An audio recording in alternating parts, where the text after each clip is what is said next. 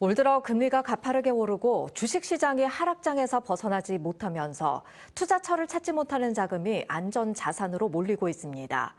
이 같은 자산 재조정 추세에 맞춰 지역은행들도 예적금 금리를 대폭 올리며 경쟁하듯 자금 유치에 나서고 있습니다. 이상욱 기자입니다. 울산의 한 은행 창구에서 상담이 한창입니다. 예전에 주로 볼 수 있던 대출 상담이 아니라 예적금 상품에 가입하기 위해 찾은 고객입니다. 지난 13일 한국은행이 기준금리를 한 번에 0.5% 올리는 빅스텝을 단행한 이후 예적금 가입 문의가 부쩍 늘었습니다. 기준금리 인상에 맞춰서 예적금 금리를 최대 0.6%포인트 올렸기 때문입니다.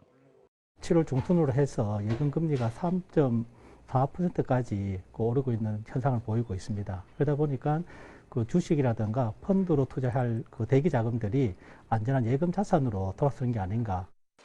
이 은행의 저축성 예금은 올 들어 가파르게 증가하고 있습니다. 지난 6월 말 현재 저축성 예금은 3조 3,500억 원, 6개월 동안 4,200억 원 가까이 늘었고 1년 전보다는 5천억 원 이상 수신고가 증가했습니다. 경남은행도 울산에서만 1년 전보다 예금과 적금 등 저축성 예금이 4,100억 원 이상 증가했습니다.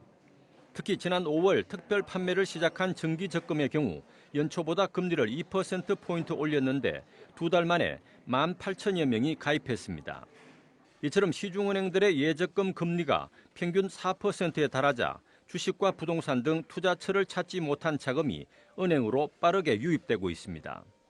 미 연준이나 주요국의 금리 인상이 지속되고 있고 금년 중에 소비자 물가 상승률도 좀 높을 거로 예상되는 이런 불확실성이 높은 상황에서는 당분간은 이제 저축성 예금 선호 현상이 좀 지속이 될 것으로 보입니다.